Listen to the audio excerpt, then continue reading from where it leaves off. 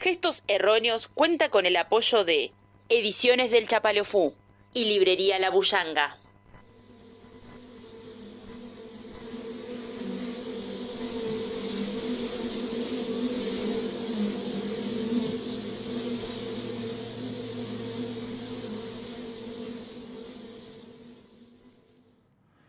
Con el dinero se puede comprar la cama, pero no el sueño, la comida, pero no el apetito, el libro, pero no la inteligencia, el lujo, pero no la belleza, una casa, pero no un hogar, el remedio, pero no la salud, el sexo, pero no el amor, la diversión, pero no la felicidad, el crucifijo, pero no la fe, un lugar en el cementerio, pero no en el cielo.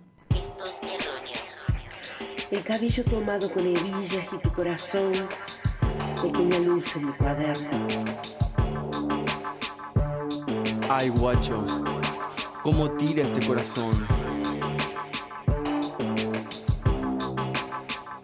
Me gustan los perros. La página en blanco es un desierto ardiente y peligroso. ¿Cómo soportan la vida? Lo siento, madre. Me confundí, me compliqué. Pienso que las cucharas quizás se hicieron remo. Erróneos. Gestos Erróneos. Muy buenos días para todos, todas, todes en esta querida Argentina y en esta querida Latinoamérica. Les mandamos un saludo a todos, sobre todo al hermano pueblo boliviano en este momento. Capítulo 102 de este programa que se llama Gestos Erróneos. Y para arrancar vamos a presentar primero a los compañeros que están en esta mesa que es como una mancha, ¿no? Así que a mi derecha, pero no a la derecha, el querido Gabriel César, quien se encarga de este maravilloso colchón sonoro donde nos recostamos cada tardecita de miércoles. ¿Cómo estás, Gaby? Difícil. Sí. Y quien acaba de decir difícil y que está enfrente mío, de espaldas a nuestra querida calle Irigoyen y a nuestros queridos naranjos, o toronjeros, no sé cómo se llama. Toronjero es lindo. Toronjeros, sí. El querido Darío Palito Ledesma. Quien acaba de hacer esta presentación, el inigualable, inefable, inclaudicable Facundo Di Paula. Hola, Dipa. ¿Cómo estás, Palito? Y ahí vamos. Ahí vamos, ¿no? Acabamos de enterarnos hace un ratito antes de comenzar este programa que hubo un levantamiento armado en Bolivia, que están nada. queriendo destituir a Arce.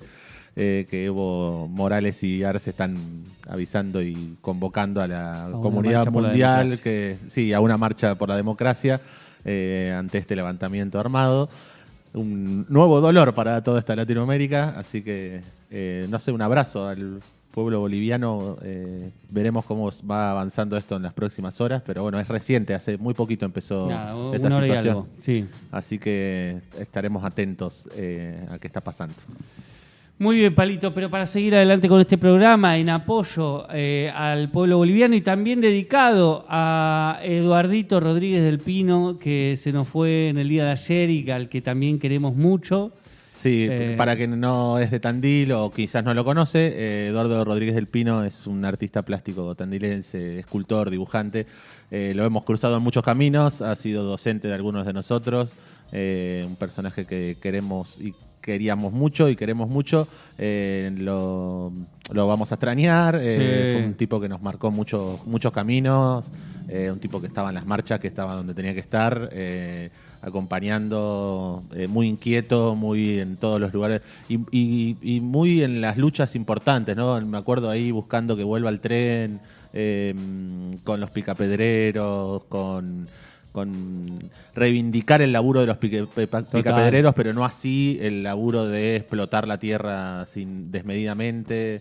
Sí, el laburo artesanal del picapedrero que Total. estaba Es Ahí. quien en Tandil hizo parte del monumento a los desaparecidos Sí. frente al municipio de Tandil, así que... un Sí, tipo por que- suerte también yo, pensaba, digo, bueno, hay rastros de Eduardo por todos lados. Por digamos. todos lados, sí. Así que, por lo menos en esta ciudad, así que bueno, está. Y nos dejó a cada una de las personas que lo conocimos, nos dejó algo por lo cual continuar, quererlo, un camino, un lugar, un espacio, algo para pensar. Así que este capítulo va dedicado a Eduardo Rodríguez del Pino. Muy bien, así que te voy a preguntar finalmente Ah, claro, la pregunta. a todo esto, ¿qué leíste y por qué? Bueno, Dipa, leí un poema que se rescató y está escrito en manuscrito con lapicera en una hoja cuadriculada, que escribió Darío Santillán, militante popular, una de las víctimas de la masacre de Avellaneda, junto con Maximiliano Costecchi. Este poema que va contando qué es lo que puede comprar el dinero y qué no, que me parece muy tierno, Darío lo firmó como Darío Santillán 97 y lo escribió el 10 de mayo del 97. Mira, Darío Santillán en ese momento tenía 16 años. mira. Y hacía esta reflexión, ¿no? La de, bueno, la plata puede comprar el crucifijo, pero no la fe. Puede comprar Sí. un lugar en el cementerio, pero no en el cielo. Una casa, pero no un hogar. Pero no un hogar. Es la verdad que empezando a tener las cosas muy claras. Sí. Con tan solo 16 años. Darío Santillán fue asesinado a los 21, en el 26 de junio del 2002. Hoy es aniversario, 22 años de la masacre de Avellaneda. Y lo traemos como todos los años desde que existe este programa para recordar a Darío y a Maxi, para recordar ese momento, esa etapa de tanta lucha de principios del siglo XX en Argentina, desde mucho antes de que termine del siglo XXI, antes de que termine el siglo XX, ahí a finales de los 90, principios del 2000. Y siempre recordando el ejemplo, ¿no? de la militancia, del compromiso. No tanto quizás el ejemplo de, bueno, tenemos que dejar sí o sí la vida en nuestras luchas, pero sí el ejemplo de cómo a Maximiliano le disparan, queda en el piso y Darío frena y se queda a acompañarlo. Ujú. Y está la famosa imagen de él acompañando a Maxi y con la mano tratando de frenar a los policías que finalmente le disparan. Y ahí el contraste, ¿no? Como entre la ternura y el acompañamiento en la lucha y a un compañero, y del otro lado lo indigno de la policía y de las fuerzas de choque del Estado avanzando sobre esos cuerpos, ¿no? Hoy, 22 años después, se sigue pidiendo justicia, viendo quiénes son los responsables políticos. Y también, digo, a mí me pegó mucho más grande, no lo viví en ese momento, pero digo, es algo que marcó a una generación, digamos, ese momento, a una generación militante, a una generación que estaba en la calle muy fuertemente. Y nada, y pensar que hay algunos de los responsables que todavía están ahí dando vueltas, ocupando lugares, espacios, hablando tranquilamente, y bueno, Darío y Maxi siguen sin tener esa justicia, ¿no? Sí, totalmente. Y seguimos con una lógica represiva muy similar, digamos. Total. Lo cual, eso, demuestra un montón de cosas. Y cada vez más cada vez con una sociedad más corrida a la derecha y pidiendo nuevamente esa lógica represiva, digamos. Sí, Así que nada, no me estamos- corten la calle, no. Exacto. Está el famoso video de Darío, que es de los pocos registros que hay de Darío hablando, diciendo que por qué es necesario cortar las rutas, ¿no? Que en ese momento decían, bueno, no podemos tomar una fábrica porque somos desempleados, somos Exacto. desocupados. Bueno, cortemos la ruta y ahí arranca el piquete, ¿no? Y es lo que están haciendo el día de la masacre. Así que nada, creo que lo traje por eso, para, como todos los años, recordar a Darío y a Maxi, que siempre ayuda, empuja, nos acompaña a hacer muchas de las cosas que necesitamos hacer para cambiar este mundo. Totalmente. Y hermoso poema, aparte. Sí, Muy, es re muy lindo. Y además me da mucha ternura que tenga 16 años. Boludo. Sí, total, Es como, total. ¿no? Lo que hemos hecho tantos, ¿no? A Total. los de chiquitos, escribir algo y decir, bueno. Y ya pensando el capitalismo, ¿no? El dinero puede comprar Total. esto, pero no esto. No, así que hermoso. Así que eso, por eso lo traje. Bueno, muchas gracias, Palito.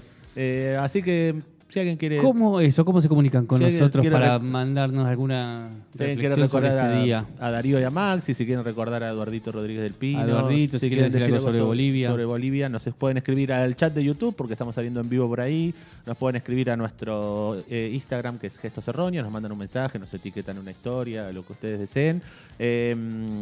Ahí en Instagram pueden encontrar un link que los lleva un cafecito si quieren hacer un aporte económico a este programa, que nos ayude a sostenerlo, a hacer un montón de cosas que tenemos planeadas y que tenemos ganas de hacer. Estamos planeando acá cada vez. La previa es plan. Planificación y planificación. También, si quieren, busquen a Gestos Erróneos en Spotify. Ahí pueden escuchar todos los capítulos. Recomiéndenle a quienes tengan cerca. Sigan el perfil de Spotify de Gestos Erróneos, que eso también nos ayuda. Compártanlo, muestren los capítulos, vuelvan a escuchar. Este capítulo me encantó, se lo voy a mandar a tal que como un regalito. Que le gusta. Esto te puede llegar a gustar. Sí, total. Y si no, también se pueden comunicar con nosotros a través de una carta. Sí, una carta como para plasmar la memoria de los cuerpos en ese papel, porque hay algo de la memoria que se traslada en la mecánica del cuerpo. Entonces, esa memoria que nunca del todo podemos encontrar o que no podemos recuperar en palabras, la recuperamos con el movimiento. Entonces, en ese gesto de escribir sobre papel vamos a encontrar un montón de recuerdos de nuestra infancia, de nuestro pasado, de nuestros padres, de nuestros abuelos, y por eso reivindicamos la escritura epistolar para volver a tener esos gestos que hemos perdido a causa de años de tecnologización. Así que manden esos gestos perdidos, los ponen en esa carta, lo ponen adentro de un sobre, lo mandan a Irigoyen 882 para el programa Radial Gestos Erróneos, acá para Radio Magma, el código postal de Tandil 7000. Estaremos esperando esos gestos.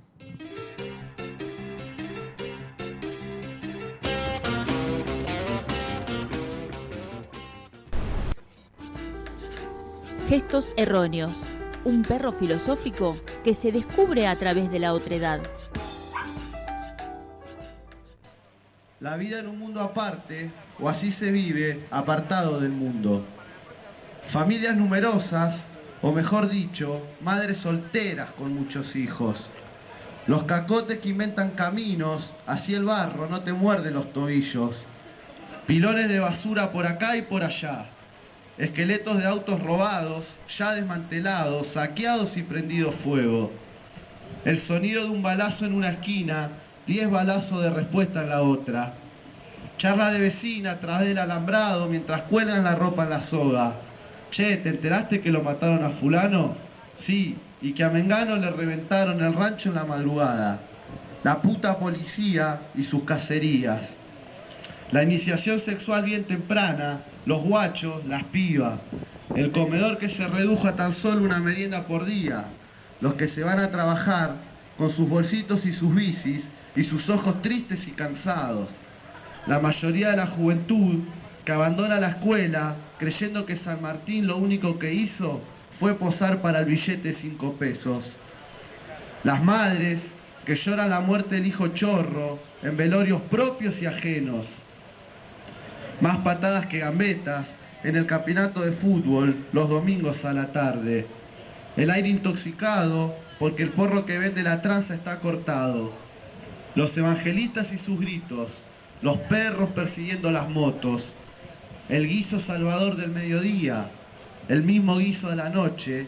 Lo que quede del guiso mañana. Uno con las últimas NAI al frente. 2 a cada vuelta. 10 en el fondo. El micro que recorre las cárceles, lleno de novias, de hijos, de madres y padres. La cumbia poniéndole ritmo a la miseria. El amanecer y los carros, el amanecer y los que todavía siguen de gira. Los muchos sueldos flacos destinados a un celular, a ropa nueva, a disfrazar la pobreza.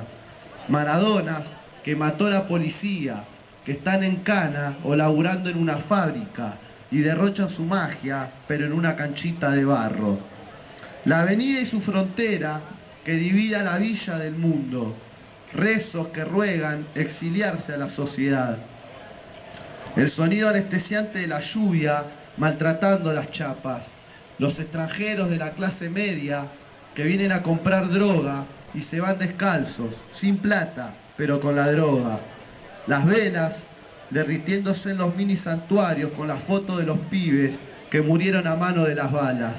Paredes que recuerdan sus hazañas. Mujeres que modelan ante la pandilla, amor inconsciente pero puro. Niños que se convierten en padres.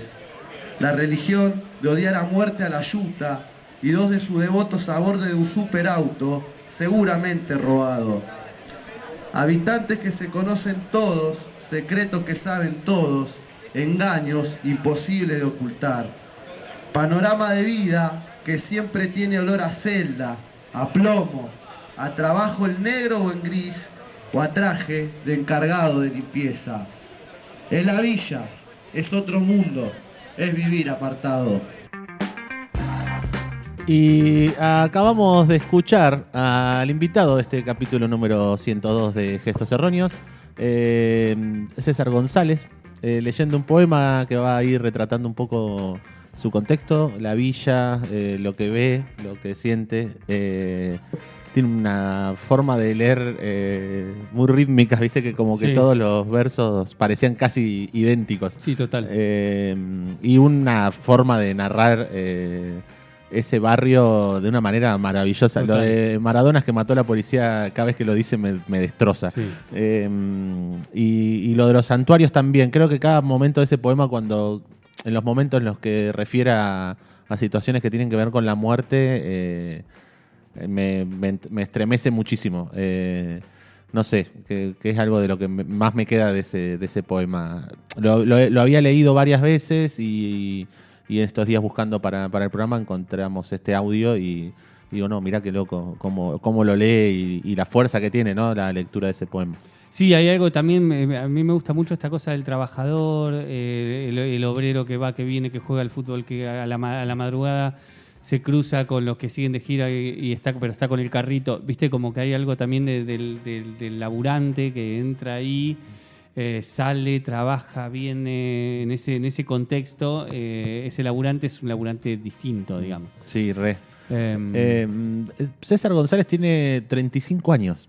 Sí, es muy jovencito. Parece que pasó 1 millón de vidas el chabón y tiene 35 años. Vamos a abordar un poco su poesía y su escritura. Tiene libros como La venganza del cordero atado, que es su primer libro, que firmaba en ese momento como Camilo Blajakis, Crónica de una libertad condicional, Retórica al suspiro de la queja, Rectángulo y flecha, El niño resentido, el fetichismo de la marginalidad. Sí. Y ahora también, o hace un tiempo, se dedica a ser cineasta. Tiene películas como Diagnóstico Esperanza, ¿Qué puede un cuerpo?, Diciembre, Atenas, Fobia y algunos otros más. Me acuerdo que el año pasado hizo... No me acuerdo cómo se llamaba ese documental. Yo tampoco me acuerdo, pero un documental sobre las elecciones. Me sale en la cornisa, en el... Yo lo vi, no me lo acuerdo ahora. Que hicieron con Futurock para charlar un poco antes de las generales sobre Milei, los barrios populares y el fenómeno Milei. Está bueno. Buen documental, sí. Y nada, iremos hablando durante este ratito un poco de su pensamiento, su manera de ver la escritura, el arte, la poesía, el barrio, la marginalidad, estar en la cárcel y demás. Sí, yo tengo acá algo que hay en este pensamiento que tenemos a veces de cuáles son esas primeras lecturas que aparecen en quienes escriben, ¿no? Esas primeras lecturas que marcan de alguna manera.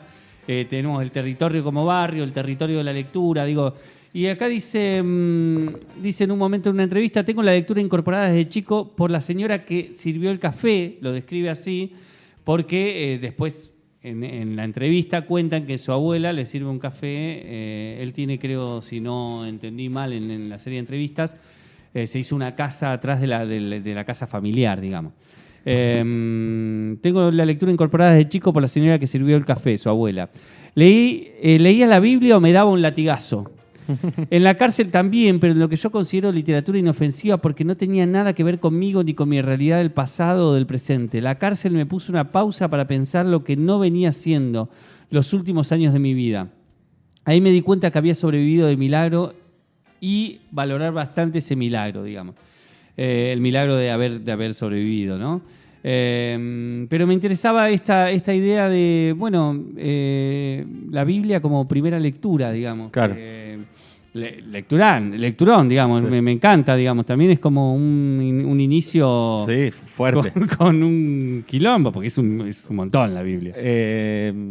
César González en un momento entra en la delincuencia y termina preso. En la cárcel conoce un profesor de literatura que lo llena de libros, lo lleva. Él incluso en las notas dice que le pasaba algo muy particular que no ve en todos los docentes o en todos los educadores o educadoras, que es que no se mostraba como alguien superior ese docente, sino que le mostraba todo como, bueno, mirá esto y no estoy más arriba que vos. Y eso le empezó, y ahí que por ejemplo leyó Operación Masacre y le voló la cabeza y que empezó a amar mucho a Rodolfo Walsh, que eso lo empezó a salvar. Incluso también habla cómo lo ayudaban mucho las letras de Los Redondos, escuchar Los Redondos. Incluso hay algunos lugares donde reflexiona sobre el fenómeno en torno a los recitales del Indio y esta idea de peregrinar, la misa, la idea de que está la gente de mucha plata con los pobres, todo en el mismo lugar, celebrando. Y ahí empieza a leer a Foucault, a Deleuze y a toda esa gente y le empieza a cambiar la cabeza.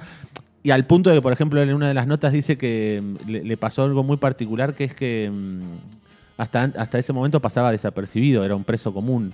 Y que cuando empezó a pensar, dice él, y a plantarse y a decir lo que pensaba a quienes llevaban adelante el sistema penitenciario, lo empezaron a tratar peor, incluso lo torturaron. Y era como, se dio cuenta que era más peligroso pensar que robar en esta sociedad. Y ahí empieza a escribir poesía y las quiere empezar a publicar. Una profesora le dice, bueno, empecemos a publicarlo. Y ahí se pone un seudónimo para que no sepan que es él desde dónde está escribiendo, y se pone Camilo Blajakis. Camilo es por Camilo Cienfuegos, quien fue parte de la Revolución Cubana, y Blajakis es por Domingo Blajakis, que era parte de la resistencia peronista a partir de 1955, y que muere en un tiroteo junto con Rosendo García, y que de ese libro, de esa situación nace el libro ¿Quién mató a Rosendo?, de Rodolfo Walsh. Esto es muy conocido lo que acabo de contar, pero encontré algo muy particular y que me gustó, que es que él hace una reflexión sobre, después cuando sale de la cárcel usa un tiempo más el nombre, pero después decide volver a usar su nombre común, César González.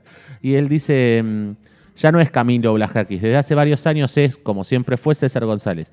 Dice que con esto el nombre se metió en un lindo quilombo. Y lo que dice César es, hay gente que todavía no asocia que soy la misma persona. O sea, hay gente que no sabe que son que Camilo Blajakis es César González, que César González es Camilo Blajakis. Y eso un poco me gusta, dice él. Como gran lector de Foucault, lo asocio con temas como la identidad, la destrucción y refutación de la identidad, que son uno de sus grandes temas. Claro que acá, con lo que pasó durante la dictadura, es diferente. Tenemos desaparecidos, nietos apropiados y todo eso.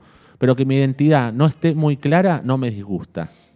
Así que está bueno ahí jugar con quién soy y quién no soy. Y la discusión sobre la identidad, ¿no?, que es algo tan presente en nuestra sociedad. Bien, hablando de eso, ahí yo también tengo algo sobre la escritura en primera persona en relación al niño resentido. Le preguntan sobre cómo es esta escritura en primera persona. Le preguntan, también hay una cierta lectura sobre la literatura del yo que predomina, que es la que lee todo como si fuera verdad. Digamos, obviamente, claro, como hay un autor contando algo que es de su propia biografía, hay algo que, bueno, hay una lectura de la verdad, esto tiene que ser verdad, todo, sí o claro. Sí. ¿Cómo te interesa pensar esa primera persona? Si leo en primera persona, quiero ver qué experiencia hay ahí. Una cosa es Viaje al fin de la noche, de Luis Ferdinand Céline, que realmente vivió todo eso y son experiencias desgarradoras. Y otra es una escritora contando los mambos con los novios, novias. Eso me da náuseas y es lo que está de moda. En cambio, el yo proletario, plebeyo y villero no existe en la literatura argentina. No existe a nivel de circulación de conocimiento. Es contado por otros. Lo que predomina es la literatura del yo burgués y yo con eso no tengo nada que ver. Mi libro tampoco está escrito en jerga. Y acá empieza, digamos, yo después me fui agarrando varios párrafos donde empieza ahí como, bueno, esta lógica de acceso a las prácticas artísticas o al arte. Y qué arte se reproduce continuamente. La reproducción siempre es la misma. Se reproduce el arte de clase media o el arte burgués, digamos. Y entonces le pregunta en otro momento, en estos años aparecieron varios libros sobre la vida en barrios populares. ¿Se los podría incluir en ese grupo? Hoy podríamos llenar estantes con literatura sobre las brillas, pero es muy distinto a literatura villera, es decir, escrita por habitantes de estos barrios. Es importante que exista en principio por un tema de igualdad, tratar de equiparar una balanza histórica de quiénes son los autores que escriben y que escriben libros de su origen. Es imposible de equilibrar, pero porque nunca va a haber igualdad en el arte. En la Argentina el 99% de los libros fueron escritos por gente de clase media o clase alta. Siempre hubo escritores de origen popular, de origen plebeyo, pero si no consiguen la fuerza y el contacto necesario para la distribución y la circulación, quedan en el anonimato. A veces, cuando viajo a distintos rincones del país, alguien me dice, mirá, yo fui albañil toda mi vida y he escrito un libro de poemas. Y yo pienso, wow, ¿qué información hay en ese hecho? Porque ¿por qué no nos llegan esos libros? El tema de la igualdad es un sentido más político, pero pienso sobre todo desde lo artístico. Creo que sería por el bien de la literatura misma. Y acá yo después pensaba, y él también en otra pregunta también dice esto del RKT, y yo pensaba también en cómo también la cumbia villera o la música ayuda a que la poesía de los barrios populares también rompa la frontera, digamos, de alguna manera. Cómo la música tiene como esa, que es algo que hablábamos también en el programa anterior sobre Juste, cómo la música tiene la particularidad de romper las fronteras de clase, de sociales, de religión, de raza. Hay como algo ahí que la música tiene esa particularidad y de esa manera nos llega cierta poesía que logra atravesar también eso, cierta literatura, ¿no? Y sumo a eso algo que dice él en una nota, dice, sinceramente creo que por y para la humanidad los pibes de la villa merecen ingresar al arte. Sí. No con un arte edulcorado, no con un arte pasteurizado, no con un arte careta, no con los discursos que le caen bien a todos los que puedan felicitarnos. Perdón, no con discursos que le caen bien a todos para que puedan felicitarnos los periodistas que después le van a pedir mano dura y baja imputabilidad. Esto lo hace constantemente el dejar en manifiesto la hipocresía de la sociedad, ¿no? Como, bueno, listo, escribo todo lindo, entonces el periodista me va a felicitar, pero después cuando me vaya, a los 2 o 3 días va a pedir que mano dura para la gente de la villa y que bajen la edad de imputabilidad. Totalmente. Y él agrega, sino que esa poesía o ese arte sea hablando de lo que uno vivió, sin vergüenza. Todo lo contrario, no se trata de negar la historia de uno. La belleza también es un derecho. Contar la propia historia también es un derecho. Sin pedir permiso y sin pedir por favor. Nada, me gusta porque también ahí hay como una búsqueda de empoderamiento, ¿no? No guardes, no niegues tu historia, porque contarla y contarla de manera bella es un derecho. Así que hacelo ya y mostralo y salí y decirle al mundo esa historia. Así que me parece muy bueno esa búsqueda de mostrar lo hipócrita de la sociedad, pero al mismo tiempo empoderar. Bueno, salgan a contar, a decir. Bueno, y también siguiendo con esta temática, en un momento él empieza a hablar de cuántos libros existen sobre la experiencia de la clase media, millones, dice, y no hay ninguno que se parezca a otro. ¿Por qué sucede esto, no? Entonces después dice, cuando escribís desde un lugar en primera persona siendo villero, te reducen a es un libro social. Ay. A la primera persona burguesa no la pasan por ese tamiz. No dicen vamos a leer un libro de la vida burguesa. Claro. Cuando un pobre escribe un libro es un hecho social y no artístico. Que también es súper interesante cómo hay depositada una mirada de vamos a leer esto que es distinto porque viene de la cárcel o porque viene de la villa o porque viene, Entonces se lee ahí otra cosa que muchos, ¿no? Pero que muchas veces corre el lugar de lo artístico en esa situación, ¿no? Total. Vamos a ver qué más tiene para decirnos César González. Dale. El departamento quedaba en la planta baja de unos monoblocks deteriorados de 3 pisos color bordó. Yo recién había cumplido 4. Mamá tenía 20 años, como mi tía Irene, la dueña de casa. Estaban sentadas a la cabecera de la mesa, al fondo del comedor, cortando, fraccionando y envolviendo con prolijidad la cocaína en unos pequeños rectángulos de papel glacé de colores brillosos. Los compradores entraban y salían en segundos con eléctrica satisfacción. Aprovechando que la puerta estaba abierta, me escapé alborotado y sin que nadie se diera cuenta, a los pocos pasos caí en una cloaca sin tapa de un par de metros de profundidad. Fui hundiéndome y ahogándome hasta que una mano me aferró de los pelos y me sacó. Era Patri, una joven vecina que vivía cerca y que al verme caer salió corriendo a rescatarme. Tuvo que meter la cabeza entre la mierda y luchar a ciegas en la líquida oscuridad para encontrarme. Alertada por los gritos desesperados, mi madre corrió, me agarró y me puso boca abajo. Me apretó el pecho una y otra vez para que largara todo el agua podrida. Vomité varias veces. En el baño y bajo la tenue presión de la ducha, me refregó un largo rato tratando de sacarme el hedor de la piel. Luego me llevó al Posadas, un hospital gigante a pocos metros del barrio. Salvado por la rápida intervención de una vecina y de la salud pública, volví con mi madre a casa. Ella cree que allí me volví asmático. Aún sigo, esto cambió, sin saber nadar. Un poquito cambió. Muy bien. Un poquito cambió. Muy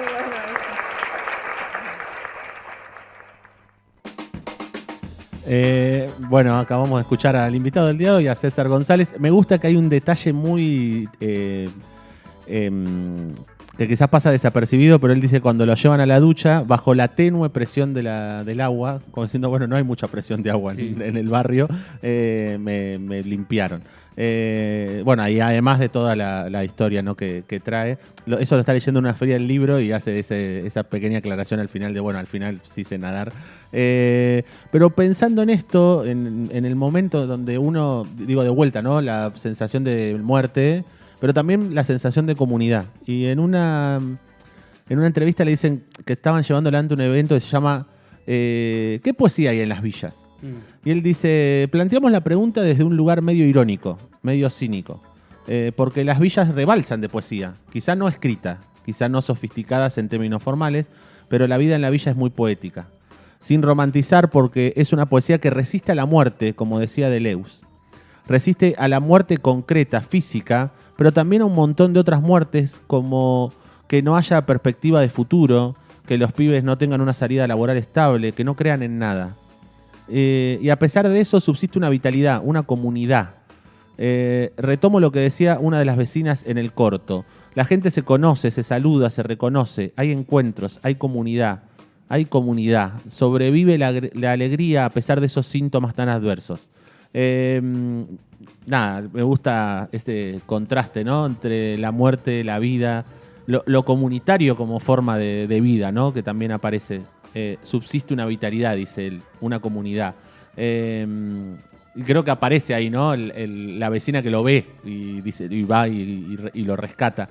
Y también me gusta que en el poema el rescatar la salud pública. Digo, a mí me salvó una vecina y me rescató la salud pública. Claro. Y también está la anécdota esta que cuando él entra en la cárcel, la villa donde vive, la Carlos Gardel, es urbanizada, y que esa urbanización que llevó adelante el Estado Nacional hizo que él se amigue con la lluvia, porque cuando llovía se le inundaba todo y ahora de repente llovía y no era eso, entonces de repente pudo empezar como a disfrutar o convivir de otra manera con la lluvia. Me gusta, ¿no?, porque ahí hay una búsqueda de también reconocer la presencia, o cuando el Estado está presente de una buena manera. Una cosa más es que el documental que hablábamos que sacaron con Futurock se llama Al Borde, y era por eso, estábamos al borde. Bueno, finalmente caímos, pero porque la búsqueda era eso, ¿no?, ayudar a que no nos caigamos. Bueno, finalmente nos caímos y estaremos recuperándonos poco a poco, ¿no? Qué difícil. Bien, justo dice acá lo de la cloaca, y yo tengo una pregunta que le hacen sobre la cloaca, que a mí también me llevó a pensar un poco el tiempo en la escritura, porque por lo que él va diciendo, ¿no? Dice, el libro comienza con una caída en la cloaca, pero la caída también lo cierra.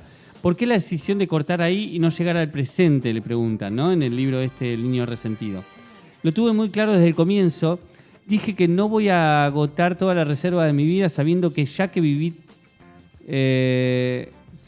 toda la reserva de mi vida sabiendo, ya que viví tanta y tan extraordinaria. Aparte, la etapa carcelaria, si bien en términos de tiempo cronológico fueron 5 años, para mí fue una eternidad y no sé cómo se escribe la eternidad carcelaria. Es súper interesante también cómo escribir ese tiempo, digamos. A veces digo que podría ser un Ulises de Joyce solo de la cárcel. Un solo día en la cárcel pueden ser 2000 páginas tranquilamente, ¿no? Y ahí hay algo de que es verdad que a veces es cómo se narra el tiempo y cómo se narra una experiencia, ¿no? Digamos, cómo una experiencia puede ser un día, así como el Ulises de Joyce, digamos, que es un día entero de una persona, digamos, cómo esa experiencia se puede narrar de miles de formas y cómo esa experiencia puede ser una vida entera, ¿no? ¿Por qué tu relato llega hasta que sos detenido? ¿La experiencia de la cárcel que da para un segundo libro? Le vuelven a preguntar esto es en otra entrevista distinta. Yo abrevio muchísimo en este libro. Son 16 años en 190 páginas. Estoy trabajando con mi memoria para escribir ese otro libro, pero a diferencia de este, que me llegaban como rayos las imágenes, en la cárcel la percepción del tiempo es muy distinta. Un día en la cárcel puede ser eterno. Desde muy temprano con la requisa hasta la noche pasan momentos oscuros. Entonces fueron 4 o 5 años en términos oficiales los que estuve, pero para mí fue muchísimo más. Y acá dice algo que también es súper interesante. Mi cuerpo carga la experiencia carcelaria hasta el día de hoy como si hubiese estado 20 años. O cuando estás ansioso por las visitas y es martes y la visita es el domingo. No pasa más el tiempo. Escuchás el ruido de los segundos, pensás que está más lento el reloj, que le falta pila. Esa relación con la eternidad no podía entrar en el ritmo que tiene este libro. Y hay algo muy interesante porque es pensar el ritmo de la escritura en relación hay un ritmo de la narración que cómo haces para trasladarlo, trasladar una experiencia del tiempo completamente anómala para quien no la vivió, que es la situación la situación carcelaria y de privación de la libertad, digamos, en una narrativa que tiene también que demanda también un tiempo otra específico, cosa. digamos. Sí, lo puedo llevar a otro lado para ejemplificarlo también. Si ven El Aura, la película de Bielinski, donde actúa Macri. Darín, porque Darín después hace presidente y se parece a Macri, perdón. Cuando hacen El Aura, vos ves la película y los primeros 15 minutos son muy intensos, muy rápidos, porque pasan en la ciudad. Pero cuando él se va al sur, la película se empieza a poner muy lenta. Porque no puedes narrar con la misma intensidad y ritmo de urbano en el bosque. Exacto. Me parece que tiene que ver con eso. El tiempo del contexto marca también cómo se narra. Exacto. Ya que estamos con el momento en el que él está, reflexionando un poco en torno a la cárcel, él dice... Como toda lengua primitiva, las jergas carcelarias y villeras están en peligro de extinción. Entonces lucho porque eso no pase. Los villeros, desde que son concebidos, empiezan a ser explotados, hostigados, segregados, encarcelados. Por lo menos dejemos que hablen como quieran, dice él. Y con las palabras que prefieran. Hoy el aparato del Estado, con sus maquinarias y tropa de técnicos, pretenden aniquilar eso. Los mismos educadores que prohíben las palabras primitivas las usan para quedar como progress, cool y pop. Hay muchos que hoy usan a cada rato Macri Gato, por eso debe haber aparecido Macri Gato, y después cuando van a cumplir la función de educador en alguna institución del Estado les prohíben a los pibes utilizar términos similares. Y él dice, en mis talleres de arte, Spinoza, Platón, Nietzsche, Borges, Art y Gauguin son traducidos al lenguaje tumbero. En la cárcel se crean palabras e ideas que reemplazan con suma prolijidad e ingenio su representación etimológica, para que no puedan ser descifradas ni decodificadas por nadie del aparato institucional. Hay todo un trabajo mental y un esfuerzo cognitivo por parte de los presos. Esas palabras tienen un valor político. Me parece tremendo cómo rescata eso, ¿no? Y esto de... Bueno, necesito una palabra para que no me entienda. El lunfardo era eso, total. Y el lenguaje carcelario también. No, necesito que no me entiendan, pero que sí represente la idea concreta. Y ahí está la creatividad del lenguaje, ¿no? El crear palabras que sigan representando algo que necesitas para poder comunicarte, pero que no lo entienda quien no quieras que no entienda. Y me gusta esto de, hay que rescatarlo, hay que cuidarlo, hay que entenderlo y hay que no dejar que desaparezca ese tipo de lenguaje. Así que, no sé, me pareció muy bueno. Y que él diga, yo voy a dar lo que se da normalmente en un taller, pero lo voy a dar con ese lenguaje, ¿no? Llevándolo ahí. Y otra vez la hipocresía, ¿no? Para parecer cool y progre, digo ciertas palabras, pero después cuando las quiere decir otro no lo dejo. Cómo marca todo el tiempo, ¿no? Creo que vivir en ciertas contradicciones o tan oprimido hace que uno empiece a notar mucho más vivazmente las hipocresías, las contradicciones. Así que no sé, creo que tiene una habilidad también muy buena para mostrarlas. Sí, totalmente. Yo por último, ya para ir cerrando, hay algo transversal que aparece en las poesías, que es esto, la lógica de la política en su gran diversidad, ¿no? En su diversidad, digo, desde nombrar la salud pública y poner en valor la salud pública hasta en el primero de él, los trabajadores. Digo, empieza a aparecer la política todo el tiempo y también en su discurso aparece su mirada política, ¿no? Entonces, en un momento también dice, tengo una visión del arte completamente política en el sentido de que no se puede separar el arte de la vida, porque sin vida no existiría el arte. El arte no es un ente abstracto que es interpretado por entidades abstractas. Es realizado por seres humanos con sentido, emociones, y quienes consumen ese arte son seres humanos. No creo que el arte tenga la capacidad de transformar el mundo ni de sanar, pero sí que puede hacer pensar, hacer ver lo que no se ve o hacer ver mejor lo que ya vimos desde otra perspectiva. Cuando dicen que hay que hacer cosas por los invisibles, los que se autoperciben salvadores, los indicadores de lo que los pobres deberían pensar o hacer, yo lo que digo es que no somos invisibles, para nada, porque nos ven, sí que nos ven. Hay una sola representación para mí del mundo de la villa, la cárcel o la marginalidad. Hay una industria de ese morbo, entonces invisibles no somos. No hay un mecanismo de invisibilidad como suele decirse, todo lo contrario, hay una hipervisibilidad de los pobres. El problema no es que no se los ve, sino cómo se los ve. Prendemos la tele y algún noticiero va a estar abordando algún caso de inseguridad, el narcotráfico que solo se asocia a las villas o a los pobres, o canales que tienen transmisiones de horas y horas del tema como Crónica TV. Entonces, sí, trato de invertir el punto de vista de la cámara. La cámara siempre apuntó hacia adelante y yo invierto esa mirada y, como digo en mi libro Fetichismo de la Marginalidad, trato de plantear la realidad invertida. En vez de que los pobres siempre sean los otros, la villa, la periferia, ¿qué pasa cuando la villa es el centro y cómo vemos nosotros esa otra edad? Que me parece también súper interesante. Ahí hay otra mirada y posicionamiento político de la idea de lo marginal, ¿no? También trabajó asesorando en el marginal, un dato, yo no sabía, digamos, en la serie El Marginal, y después se alejó por su propia mirada, ¿no? Claro. Por esa propia mirada que empezó a mostrar el marginal. Nada, lo bancamos muy fuertemente. Yo lo último que quiero decir es que en una de las entrevistas le preguntan sobre una de la película que está presentando y él dice que la película tiene un tono triste, pero no de resignación. Intenté que sea una tristeza que haga pensar. Y otra vez aparece la idea de tengo que hacer pensar. Sí. Tiene tonos menores, pero no es necesariamente para ponerse a llorar. Te pone en un estado de emoción más interior. La pobreza es triste y a la vez hay baile, hay juego, hay risas. Ojo, tampoco es que estamos cagados de hambre, pero igual bailamos. No quiero estar más cagado de hambre. Quiero bailar sin hambre, dice. Me gusta, porque otra vez, ¿no? Che, estamos tristes, pero hay baile, pero tampoco crean que nos vamos a conformar con esto. Claro, sí. Nada, un personaje, explórenlo, busquen sus películas, son de acceso libre. Sus libros, algunos se consiguen en La Bullanga, acá en Tandil, o también se pueden comprar por internet. Hay algunos creo que circulan más libremente, pero si se pueden comprar y darle una mano, siempre está bueno. Y también, yo me acuerdo que hace un par de programas lo bancamos mucho porque había salido a decir que esto de que el amor vence al odio no, sino que el odio se lo vence con otro tipo de odio, con el odio a la desigualdad, a las injusticias, y era algo que este programa banca mucho. Así que si te parece nos podemos ir de este bloque escuchando nuevamente a César González. Por favor. Y dice, la realidad es que estoy preso en una cárcel. Lo real es que soy libre, demasiado libre. La realidad dice que hay inseguridad.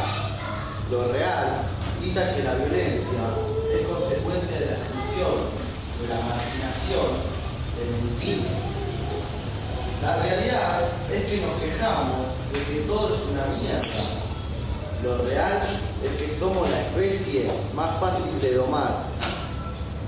La realidad vive sometida a cirugías plásticas. Lo real es eso que no puede ocultar ningún maquillaje. La realidad puede comprarse o venderse. Lo real no tiene precio. Vive en un mundo donde el dinero no vale. La realidad tiene un Dios, tiene leyes, trabajo y vacaciones. Lo real quisiera rebelarse, pero la realidad lo metería preso. La realidad tiene responsabilidades, horarios y un estado. Lo real tiene un corazón, sentimientos y manos que dibujan.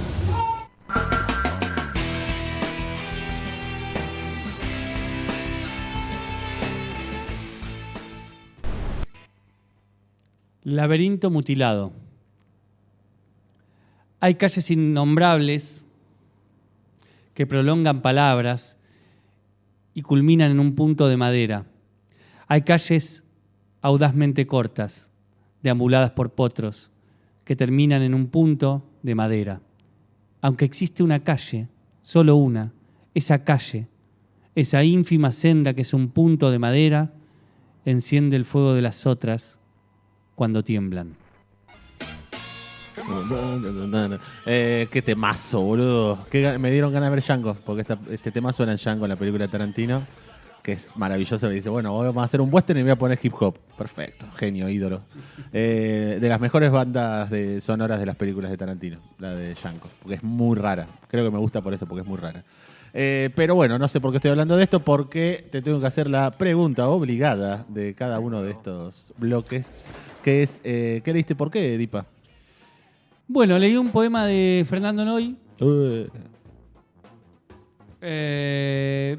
Amigo de Pizarnik, ¿era? De Pizarnik, amigo de Pizarnik en los últimos tiempos de Pizarnik. De Pizarniks.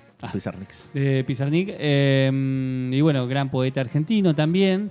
Performer, ahí como tiene toda una trayectoria artística muy linda. Aún no invitado de este programa. Aún no invitado, es verdad. Es verdad. No, lo escribí, ya le robaba el poema, ¿no? Lo escribí en un momento de súper lindo de mi vida. Lo elegí un poco también pensando en esta idea de los caminos y que siempre hay un camino que tiene que enciende los fuegos de los otros caminos. Un poco también pensando en este 26 de junio, en Darío y Maxi, en esos caminos que encienden otros fuegos. Y también pensando en Eduardo Rodríguez del Pino y también alguien que también supo encender los fuegos de un montón de artistas de nuestra ciudad y también de un montón de gente no artista que de alguna manera lo admiraba y lo seguía y lo amaba y lo quería. Y lo he visto con tanta gente aparte muy diversa, tenía también una amplitud muy de mucha diversidad, entonces también eso es muy lindo de él. Y también alguien que encendió nuevos caminos para un montón de gente. El camino que tenga corazón, decía Don Juan en las enseñanzas de Don Juan de Castaneda, que después retoma el Chizo en un tema de la renga, que creo que es eso, ¿no? Saber cuál es ese camino y bueno, también yo decía en un texto que dediqué para Eduardo Rodríguez del Pino, decía que era un inquieto y que los inquietos hacen un poco eso, dejan inquietos a quienes se dejan inquietar, ¿no? Entonces me parece que eso también, ver qué camino y que esos caminos encienden y uno tiene que también dejarse inquietar o empujar por eso, estar como disponible. Viste que a veces muchos de los invitadas que abordamos hablan de estar disponible para el poema, ¿no? Total, sí. A veces hay que estar disponible para más cosas además de los poemas. Para escuchar o para ver pero bueno, algo de ahí siempre hay algo. Total. Bueno, me gusta. ¿Por qué lo elegiste? Bueno, eso. Sí, los caminos. Y nada, es verdad que siempre nos inspiramos en caminos de otros, digamos. Nunca caminamos nuestro propio camino inspirados en caminos que vimos. Y hay un camino siempre que nos conmueve mucho más y y nos enciende un fuego que nos hace seguir caminando. Sí, los caminos están marcaditos y vamos por ahí. Vamos por ahí. Bueno, Dipa, ¿querés que pasemos a los saludos? Vamos a los saludos de este día maravilloso de miércoles. Y enviamos un saludo a Ediciones del Chapalefú en el año de su aniversario número 28. ¡Vamos! Esta editorial tandilense se encuentra debidamente registrada desde 1996 en la Cámara Argentina del Libro. La novedad de esta semana tiene que ver con un ofertón realmente inigualable con la consigna: no está bueno comerte las comas. Me gusta. En este sentido, nos dice Néstor que por la módica suma de 20.000 pesos en Ediciones del Chapalefú te revisan tu trabajo de hasta 100 páginas. Un montón. Como para que no te falten ni sobren comas y lograr así una puntuación adecuada y ágil. En el caso de que se requiera una revisión más precisa que incluya también sintaxis, por ejemplo, te pasaremos el presupuesto respectivo. Para esto te comunicas con Néstor a nestordipaola@gmail.com y le decís, por favor, necesito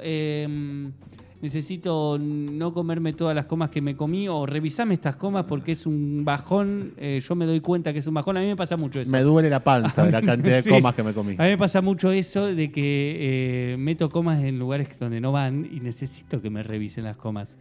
Así que siempre un médico de comas es bueno, así que te comunicas con Néstor y espectacular. Le vamos a mandar un saludo a Dani y a Tati, que sostienen y llevan adelante la librería La Bullanga, una librería compañera, una librería de editoriales independientes con un catálogo maravilloso que se encuentra ahí en Colón 1479, al lado de la Biblioteca Salceda, con quien también llevan adelante actividades, talleres.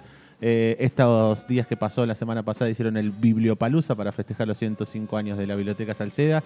Yo estuve el sábado y la verdad que maravillosas las actividades. Si quieren saber todas las actividades que hacen, cuál es el catálogo de la librería, cuáles son las promociones, qué libros llegan nuevos, qué traen, que ya se vendieron pero los traen de vuelta porque alguien lo necesita, pueden seguir a La Bullanga en sus redes sociales, que aparece como labullanga.librería. Ahí se pueden comunicar con Dani, con Tati, preguntar lo que necesiten, averiguar o ir y conocer la librería, que es maravillosa, es muy linda, está llena de plantas. Y nosotros tenemos una palabra clave que vos vas, la decís y te hacen un 10% de descuento en tu compra. Y esa palabra clave es cloaca. Bien, cloaca. Cloaca porque El niño resentido de César González en un momento también se iba a llamar El niño de la cloaca o algo por el estilo. Y le dijeron que el focus group dice en chiste que no. Que no convenía, ¿no? Y a su vez empieza con esta anécdota de la cloaca que leímos hace un momento, contada por él, que la leíste vos. Y bueno, nos pareció que estaba bien ir y pensar en esta... En la cloaca. En la cloaca. Así que vas, entras a La Bullanga, decís cloaca y te hacen un 10% de descuento en tu compra. Y ellos van a pensar que está rota, que no sé qué está que pasando? es plomero, que no sé qué pasó. Vos llamaste al plomero, Tati, va a decir Dani. Algunos libros de César González se consiguen en La Bullanga, así que si quieren leer algo, si este programa les despertó la lectura de César González, ahí se pueden encontrar algunos de sus libros. Así que visiten La Bullanga, que es una librería maravillosa.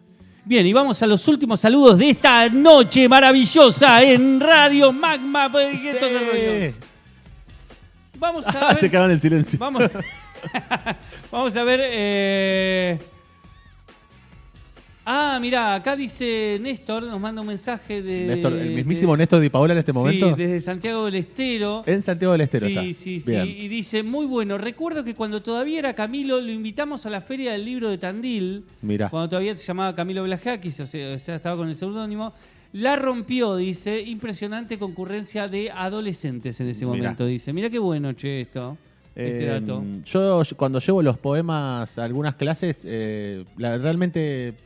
moviliza mucho, es sorprendente. O no, quizás no es sorprendente, pero es la verdad que inspira. Decir, bueno, voy a leer esto y que se mueva tantas cosas en los adolescentes. Sí, la verdad que hermoso esto. ¿Qué más? Le vamos a mandar un saludo a María Menegaso, que dice en el chat de YouTube, conmovedor el poema de Darío Santillán, en sintonía con el espíritu de Eduardo, recordando a Eduardo Rodríguez del Pino, y nos dice gracias. Y también le agradecemos porque subió una historia a Instagram con el poema de Darío y invitando a la gente a que sintonice nuestro programa. Así que gracias por esa difusión, le mandamos un gran abrazo. Muy bien, y acá Hortensia nos dice, gracias por el poema de Darío Santillán, leyó Palito, dice, no sé, se puso muy contenta con tu lectura. Muy buena la música, variada, aguante René Pérez. Mirá, dice. porque estaba sonando Calle 13 antes de que arranquemos, es verdad. Sí, estaba sonando Calle 13, así que hermoso. Le mandamos un saludo a Mateo desde Córdoba, como todos los miércoles, ya es un clásico esto. Dice, antes que termine, hay que hablar del programón que están metiendo. Bueno, bien. No vamos a hacer Mateo le podemos contar que Eduardo Rodríguez del Pino era cordobés y hay algunas obras de él en algún lugar de Córdoba, ahora no recuerdo, pero que podemos averiguar por si quiere ir a ver las esculturas de Eduardo. Sí, también le invitamos a venir a Tandil. Sí, yo le voy a invitar. Sí, obvio, boludo. Incluso se puede quedar en tu casa, todo. Exacto. A Miri de Uruguay, también oyente uruguayense. No sé si se dice uruguayense, ¿no? No, estás con los nombres raros. Me encanta inventar. Recién compartí en los estados, nos pone hoy al inicio del programa, así que estuvo compartiendo el programa. Así que eso también es como siempre se agradece, así que muchas gracias, Miri. María Gabriela también que nos estaba escuchando. Re perdida estaba, no sabía que era miércoles, ahí voy, dice.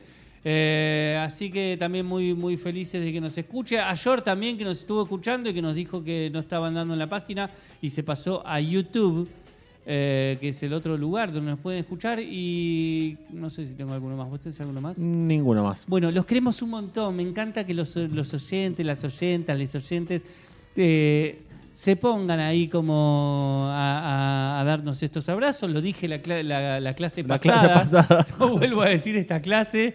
Así que, queridos alumnos y alumnas, los queremos un montón. Eso, de verdad, es muy lindo. Así que esperamos que nos apoyen cuando hagamos las otras cosas que estamos pensando también. Sí, y recordamos también que el boca a boca siempre nos ayuda. Sí, díganle a las personas que tienen alrededor. Van a un cumpleaños, se sientan. ¿Qué estuviste haciendo? Escuchando Gestos Erróneos. Gestos Erróneos antes de venir. ¿Y qué es Gestos Erróneos? Y le contás a todo el cumpleaños que es Gestos Erróneos. Exacto. Incluso mentís. Incluso podés escribir en papelitos, Gestos Erróneos, Radio Magma, miércoles 19 horas, escribir en papelitos, en servilletas en los bares.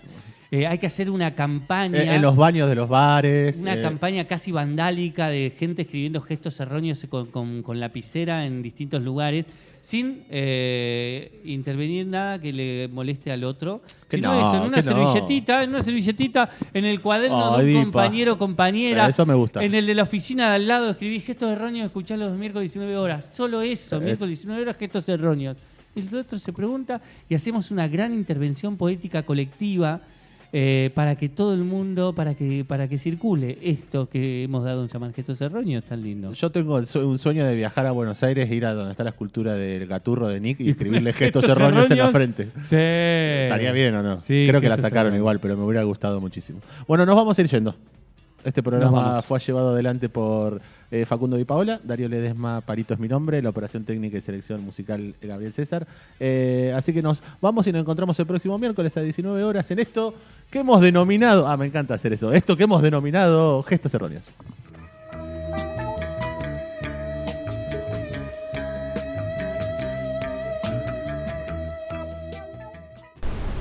Gestos Erróneos cuenta con el apoyo de Ediciones del Chapaleofú y Librería La Bullanga.